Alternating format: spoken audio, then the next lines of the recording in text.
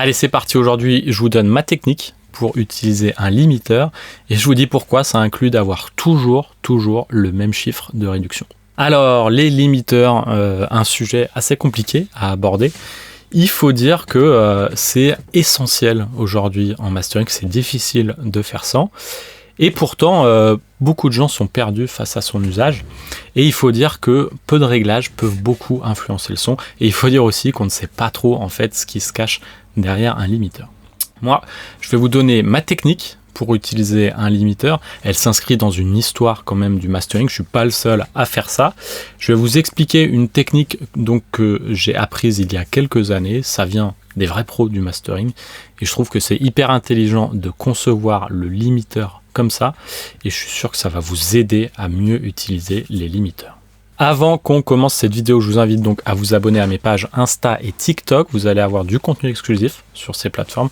Je vous invite aussi à vous rendre sur mon site boringvicmastering.com si vous voulez faire appel à mes services en mastering. C'est là que vous allez trouver une promo pour avoir mes services un petit peu moins chers. Et enfin, pour vos besoins en matériel studio et hi-fi, ça se passe sur coolkidsaudio.com. Cette vidéo, elle est inspirée notamment de Borza Mastering, qui est une super chaîne YouTube hyper intéressante. Et je voulais vous faire une petite version personnelle qui s'inspire de cette vidéo et qui met aussi mes petites idées à moi.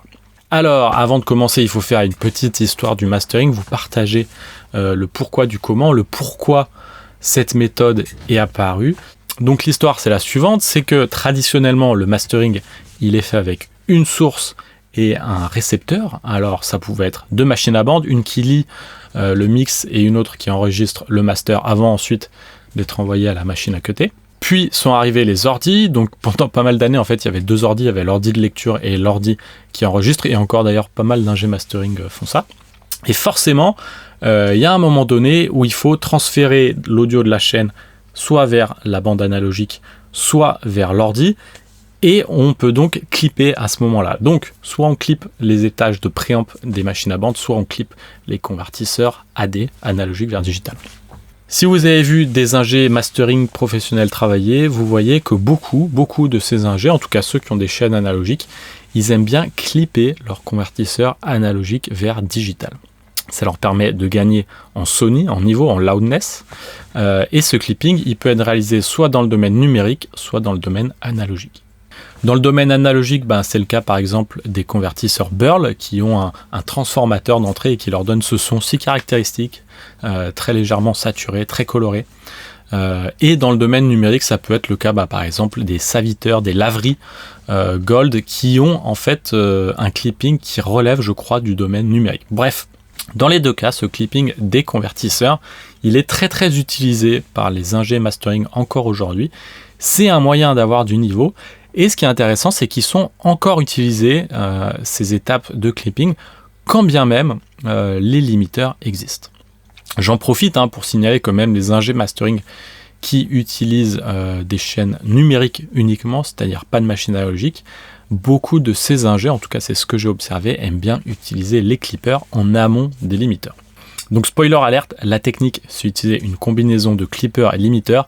Vous l'avez sûrement déjà vu sur internet, mais je vais vous expliquer pourquoi c'est si important que ça. En tout cas, la méthode que moi j'utilise, qui fait que clipper avant le limiteur, c'est si important. Alors, moi ce que j'aime en fait dans un clipper, c'est qu'il contrôle les pics aléatoires et intempestifs. À noter que ça m'arrive d'utiliser un clipper pour aller hyper fort dedans et vraiment saturer et avoir quand même beaucoup de couleurs.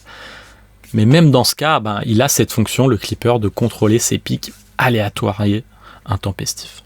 En fait, si je fais ça, c'est pour avoir un signal qui soit à peu près contenu, qui soit droit et surtout prévisible pour le limiteur. La raison est la suivante, le limiteur, ça a un groove. En fait, un limiteur inclut une section compresseur. Ça, c'est un truc hyper important à savoir.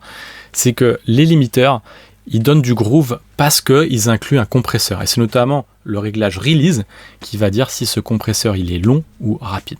Moi, un limiteur, j'utilise ça pour contrôler, donner du groove. Combien de fois ça m'est arrivé de recevoir un mix trop limité, trop compressé, je demande à l'ingé mix de retirer le limiteur et là, le morceau s'écroule, ça fonctionne plus du tout, le bas est pas tenu et tout le groove du morceau est perdu. plein de gens aujourd'hui mixent dans un limiteur assez tôt dans le mixage ou même dans la production. Et c'est pas une mauvaise chose tant qu'on sait ce qu'on fait. En fait, le limiteur, il peut participer au groove et plein de gens, donc de mixeurs, l'ont compris et utilisent le limiteur assez tôt dans la chaîne. Donc, je vous l'ai dit, un limiteur, ça donne du groove. Si le release est plus court, j'ai quelque chose d'un peu plus rapide. Et si je le mets plus lent, j'ai un morceau plus lent, plus écrasé, qui pompe un peu plus. Et ça peut me plaire. Parfois, ça peut être ce que je recherche. En tout cas, le limiteur, il va ralentir comme ça ou accélérer le morceau. Il va lui donner un groove. Donc, si j'ai pas un signal consistant, ce groove, il est à l'eau, il est complètement raté. J'ai besoin de toujours lire le même chiffre de réduction. Ça, c'est hyper important. Donc, je vais clipper avant, et comme ça, quand je vais baisser le threshold de mon limiteur, je vais avoir quelque chose d'hyper consistant, je vais toujours avoir le même chiffre de réduction, et en fait, je vais toujours avoir le même comportement du compresseur. Voilà, c'est donc ma méthode, qui est partagée d'ailleurs par plein d'autres personnes pour utiliser un limiteur. Tout le monde ne l'utilise pas, mais en tout cas, depuis que je l'utilise, je règle de manière beaucoup plus fine et beaucoup plus intelligente et consciente le limiteur. Je sais beaucoup plus en fait ce qu'il fait, et franchement, ça m'a un peu changé la vie. Voilà, je vous invite donc à tester cette méthode. Vous allez voir que franchement, c'est un peu cliché, mais le terme polished sound, finished sound, il s'y applique un peu plus. Il y a un résultat un peu plus pro qui rappelle en fait un peu plus le son auquel on a été habitué ces dernières dizaines, ces derniers 50 ans peut-être, qui est d'avoir un signal un peu clippé pour ensuite arriver dans un limiteur. Voilà, c'est tout pour cette vidéo. Si vous avez aimé, n'hésitez pas à laisser un commentaire et vous abonner à la chaîne. Merci de m'avoir suivi et je vous dis à très vite.